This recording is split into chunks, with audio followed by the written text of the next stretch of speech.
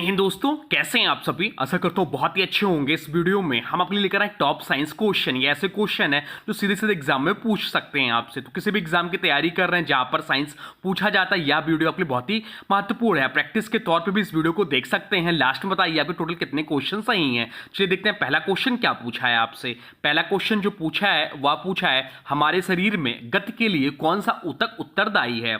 आपसे पूछा कि हमारे शरीर में गति के लिए कौन सा ऊतक उत्तरदायी है। चलिए जिस किसी भी क्वेश्चन का राइट आंसर पता है वीडियो को पॉज करिए, राइट आंसर कमेंट बॉक्स में लिखते चलिए। चलिए बताइए इसका राइट आंसर क्या हो जाएगा। तो राइट आंसर जो हो जाएगा वो हो जाएगा ऑप्शन है पेशीय ऊतक। पेशीय ऊतक इस प्रश्न का राइट आंसर हो जाएगा। पेशीय ऊतक शरीर की गति के लिए उत्तरदायी होता है। ये ऊतक मांसपेशियों का निर्माण करते हैं और संकुचन प्रसारण के द्वारा शरीर के विभिन्न भागों को गति प्रदान करते हैं। पेशीय ऊतक तीन प्रकार के होते हैं। कौन कौन से? तो कंकाल पेशी, हृदय पेशी और मृदु पेशी। अब चलते हैं अगले प्रश्न की ओर, देखते हैं अगला प्रश्न क्या पूछा है आपसे। अगला प्रश्न जो पूछा है वह पूछा है पारिस्थितिक तंत्र में सबसे प्रमुख उत्पादक कौन होते हैं। आपसे पूछा है कि पारिस्थितिक तंत्र में सबसे प्रमुख उत्पादक कौन होते हैं। चलिए बताइए राइट आंसर क्या हो जाएगा। राइट आंसर कमेंट बॉक्स में लिख दीजिए। राइट आंसर हो जाएगा ऑप्शन डी हरित पौधे। इस प्रश्न का राइट आंसर हो जाएगा। पारिस्थितिक तंत्र में सबसे प्रमुख उत्पादक हरित पौधे यानी कि ग्रीन प्लांट्स होते हैं, क्योंकि वह सूर्य की ऊर्जा का उपयोग करके प्रकाश संश्लेषण की प्रक्रिया द्वारा खुद भोजन बनाते हैं। इन्हें प्राथमिक उत्पाद कहा जाता है। ये ऊर्जा की शुरुआत का स्रोत होते हैं जो आगे शाकाहारी, फिर मांसाहारी, फिर अपघटक के रूप में ट्रैफिक स्तरों में स्थानांतरित होते हैं। अब चलते हैं अगले प्रश्न की ओर, देखते हैं अगला प्रश्न क्या पूछा है आपसे। अगला प्रश्न जो पूछा है वह पूछा है एगेस्ट्रोलॉजी में किसका अध्ययन किया जाता है। आपसे पूछा है कि एगेस्ट्रोलॉजी में किसका अध्ययन किया जाता है। चलिए बताइए राइट आंसर क्या हो जाएगा। इंपॉर्टेंट प्रश्न है, ये आपसे पूछ सकता है आने वाले एग्जाम में। तो इसका राइट आंसर हो जाएगा ऑप्शन सी घासों का। घासों का अध्ययन करते हैं एगेस्ट्रोलॉजी में। एगेस्ट्रोलॉजी वह वनस्पति विज्ञान की एक शाखा है जिसमें घासों का वैज्ञानिक अध्ययन किया जाता है। बाकी फसलों का, तो फसलों का जो अध्ययन करते हैं वो पोमोलॉजी में करते हैं। फसलों का पोमोलॉजी, फलों का अध्ययन जो करते हैं पोमोलॉजी में करते हैं, और फसलों का अध्ययन जो करते हैं वह करते हैं एग्रोनॉमी में। और सब्जियों का अध्ययन किस में करते हैं ये आप लोग कमेंट बॉक्स में बता दीजिए। अब चलते हैं अगले प्रश्न की ओर, देखते हैं अगला प्रश्न क्या पूछा है आपसे। अगला प्रश्न पूछा है ग्लूकोज का रासायनिक सूत्र क्या है। आपसे पूछा कि ग्लूकोज का रासायनिक सूत्र क्या है। चलिए बताइए राइट आंसर क्या हो जाएगा। राइट आंसर कमेंट बॉक्स में लिख दीजिए। तो ग्लूकोज का जो रासायनिक सूत्र है वह C6H12O6 ग्लूकोज का रासायनिक सूत्र है। तो यह जो दिया है ऑप्शन बी में दिया है, तो राइट आंसर हो जाएगा ऑप्शन बी। यह एक मोनोसेकेराइड शुगर है या प्रकाश संश्लेषण का मुख्य उत्पाद होता है। शरीर में यह ऊर्जा का मुख्य सूत्र है। चलिए कुछ प्रमुख आपको रासायनिक पदार्थ बताते हैं, उसके रासायनिक सूत्र बताते हैं। तो कैल्शियम कार्बोनेट CuCO3 होता है इसका रासायनिक सूत्र। मैग्नीशियम ऑक्साइड की बात करें तो MgO इसका रासायनिक सूत्र होता है। सोडियम बाइकार्बोनेट जिसे बेकिंग सोडा बोलते हैं, इसका जो रासायनिक सूत्र होता है वो होता है NaHCO3।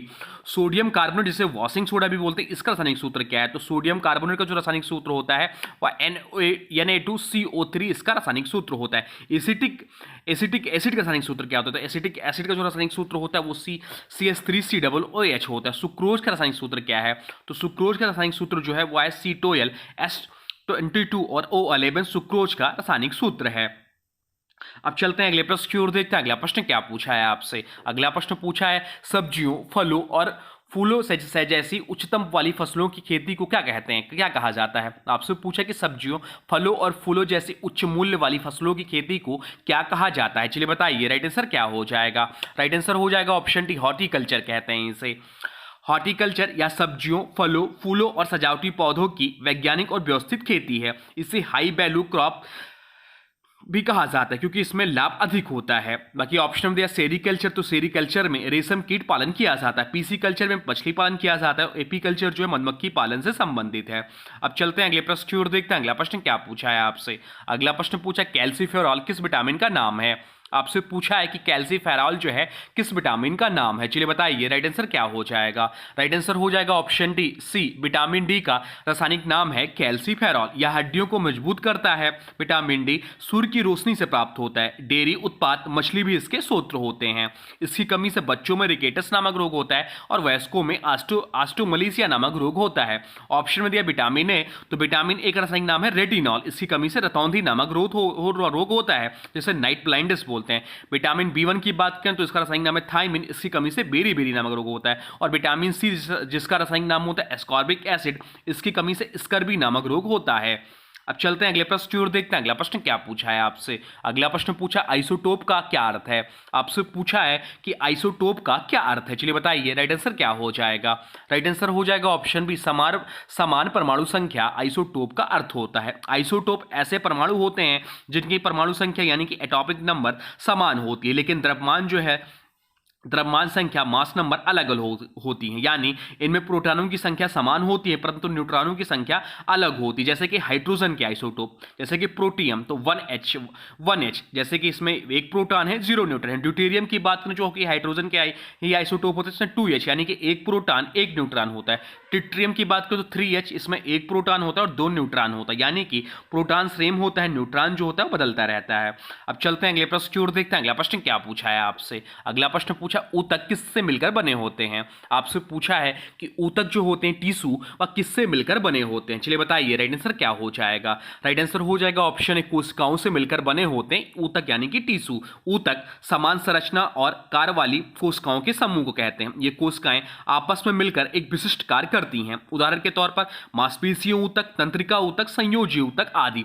कोशिकाएं जो होती, बहुत सारी कोशिकाएं मिलकर ऊतक बनाते हैं, बहुत सारे ऊतक मिलकर अंग बनाते हैं और बहुत सारे अंग मिलकर अंग तंत्र बनाते हैं।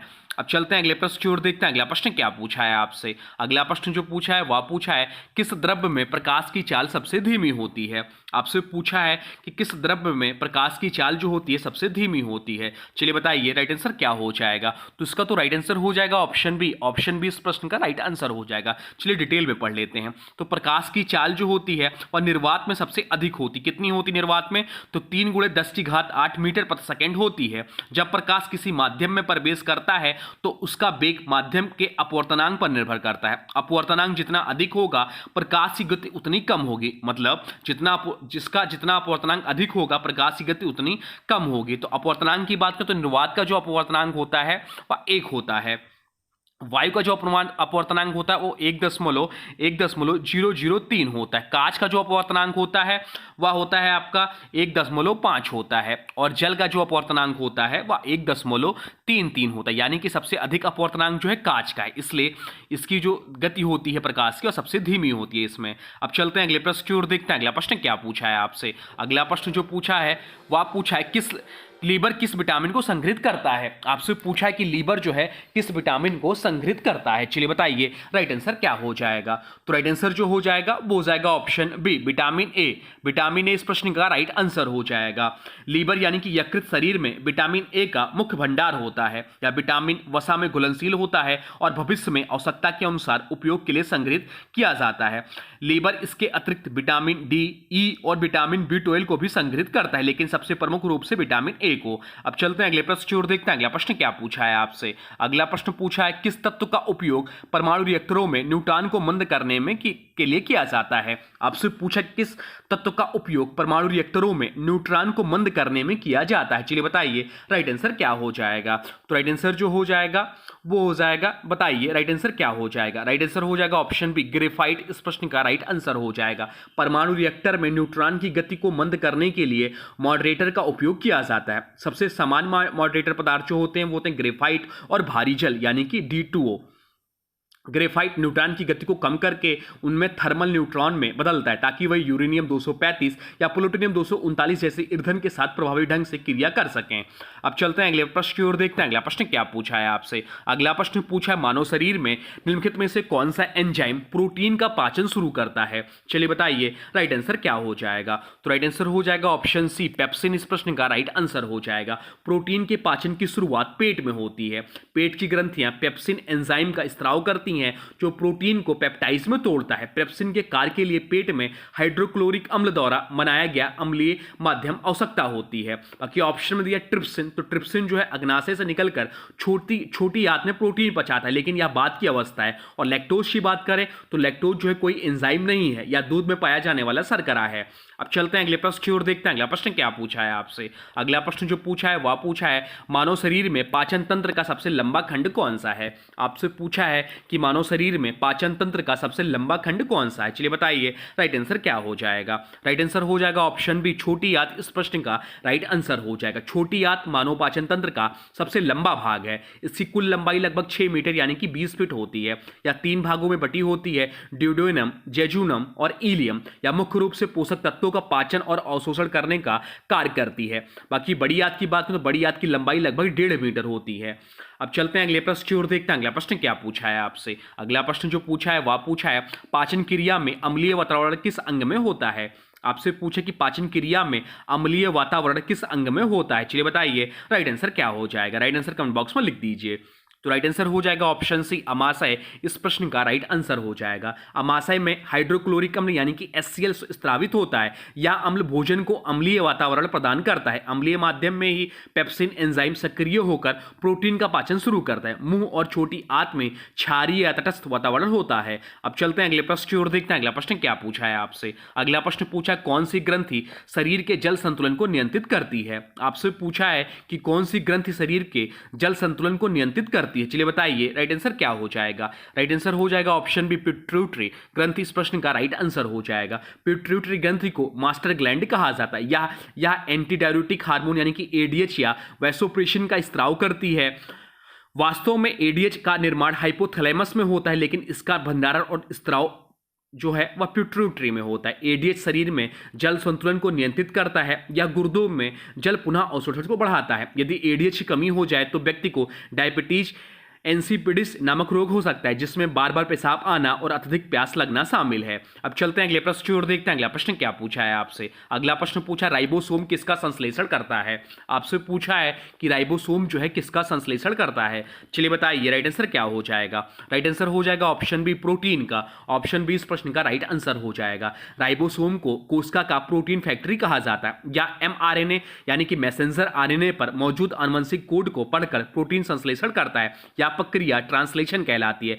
राइबोसोम 2 उप इकाइयों से मिलकर बना होता है, या कोशिका द्रव्य में स्वतंत्र रूप से एंडोप्लाज्मिक रेटिकुलम से जुड़ा हुआ पाया जाता है। अब चलते हैं अगले प्रश्न की ओर, देखते हैं अगला प्रश्न क्या पूछा है आपसे। अगला प्रश्न पूछा विद्युत धारा की SI इकाई क्या होती है? आपसे पूछा है कि विद्युत धारा की SI इकाई क्या होती है। चलिए बताइए राइट आंसर क्या हो जाएगा। राइट आंसर हो जाएगा ऑप्शन सी, एम्पियर। विद्युत धारा की SI इकाई एम्पियर होता है। विद्युत धारा की SI इकाई एम्पियर होता है। इसकी परिभाषा जो है वह है जब 1 सेकंड में 1 कूलाम आवेश किसी चालक के अनुप्रस्थ काट से गुजरता है तो धारा 1 एम्पियर होती है। बाकी इकाइयों की बात करें तो वोल्ट जो है विद्युत विभवांतर की इकाई है, ओम जो है विद्युत प्रतिरोध की इकाई है, और वाट जो है शक्ति की इकाई है। अब चलते हैं अगले प्रश्न की ओर, देखते हैं अगला प्रश्न क्या पूछा है आपसे। अगला प्रश्न पूछा निम्न में से कौन सा एंजाइम लार में पाया जाता है? आपसे पूछा है कि निम्न में से कौन सा एंजाइम लार में पाया जाता है। चलिए बताइए राइट आंसर क्या हो जाएगा। राइट आंसर हो जाएगा ऑप्शन बी, टाइलिन। इस प्रश्न का राइट आंसर हो जाएगा। लार में पाया जाने वाला प्रमुख एंजाइम टाइलिन है, जिसे सलाइवरी एमाइलाइज भी कहते हैं। इसका कार्य होता है कार्बोहाइड्रेट यानी कि स्टार्च को तोड़कर माल्टोज में बदलना, या पाचन की प्रक्रिया की शुरुआत करता है मुंह से ही। बाकी ऑप्शन में दिया पेप्सिन तो पेट में पाया जाता है, ट्रिप्सिन अग्नाशय से निकलता है, और काइमोट्रिप्सिन जो दिया हुआ है या ट्रिप्सिन के साथ काम करता है प्रोटीन पाचन में। अब चलते हैं अगले प्रश्न की ओर, देखते हैं अगला प्रश्न क्या पूछा है आपसे। अगला प्रश्न पूछा डीएनए में कौन से नाइट्रोजन बेस पाए जाते हैं? आपसे पूछा कि डीएनए यानी कि डीऑक्सीराइबोन्यूक्लिक एसिड में कौन से नाइट्रोजन बेस पाए जाते हैं। तो डीएनए में जो नाइट्रोजन बेस पाए जाते हैं वो होते हैं एडेनिन, गुआनिन, थाइमिन और साइटोसिन। तो ऑप्शन ए इस प्रश्न का राइट आंसर हो जाएगा। डीएनए में पाए जाने वाले नाइट्रोजन बेस होते हैं, ये 4 प्रकार के होते हैं, एडेनिन, गुआनिन, थाइमिन और साइटोसिन। डीएनए के दोहरे हेलिक्स स्ट्रक्चर में 4 प्रकार के नाइट्रोजन बंद बेस यही होते हैं, एडेनिन, गुआनिन, थाइमिन और साइटोसिन। इनकी जोड़ी कैसे बनती है? तो ये बेस हाइड्रोजन बॉन्ड से जुड़े होते हैं। एडेनिन जो होता है थाइमिन से 2 हाइड्रोजन के साथ 2 हाइड्रोजन बॉन्ड के साथ जुड़े होते हैं, और गुआनिन साइटोसिन के साथ 3 हाइड्रोजन बॉन्ड से जुड़े होते हैं। आरएनए में थाइमिन के स्थान पर यूरेसिल पाया जाता है, यह भी ध्यान रखिएगा। अब चलते हैं अगले प्रश्न की ओर, देखते हैं अगला प्रश्न क्या पूछा है आपसे। अगला प्रश्न जो पूछा है वह पूछा है मनुष्य की आंख कितनी प्रकार की छवियों को पहचान सकती है। आपसे पूछा है कि मनुष्य की आंख जो है कितनी प्रकार की छवियों को पहचान सकती है। चलिए बताइए राइट आंसर क्या हो जाएगा। राइट आंसर हो जाएगा ऑप्शन सी, रंगीन और काले सफेद दोनों को। ऑप्शन सी इस प्रश्न का राइट आंसर हो जाएगा। मनुष्य की आंख में 2 प्रकार की प्रकाश संवेदनशील कोशिकाएं होती हैं। कौन कौन सी? तो कोन और रॉड। कोन्स जो होते हैं वो जो रंगों को पहचानने में सहायक होती हैं, और जो रॉड कोशिकाएं होती हैं जो अंधेरे में देखने और और काले सफ़ेद छवियों को पहचानने में सहायक होती हैं। तो ये रहे आपके टॉप साइंस क्वेश्चन जो आपके आने वाले एग्जाम के लिए बहुत ही महत्वपूर्ण है। इतना कोशिश करिए कि अगर आने वाले टाइम में ये क्वेश्चंस आपको मिले तो आपका गलत ना हो। जो भी क्वेश्चंस नया लगे कॉपी पेन उठा के नोट कर लीजिए और उसको बार बार रिवीजन करिए। ऐसी एक सेट बना लीजिए जो आपको प्रश्न ना आए। अब हाँ, आज की वीडियो से प्रश्न है, इसका राइट आंसर आप लोगों को कमेंट बॉक्स में बताना है।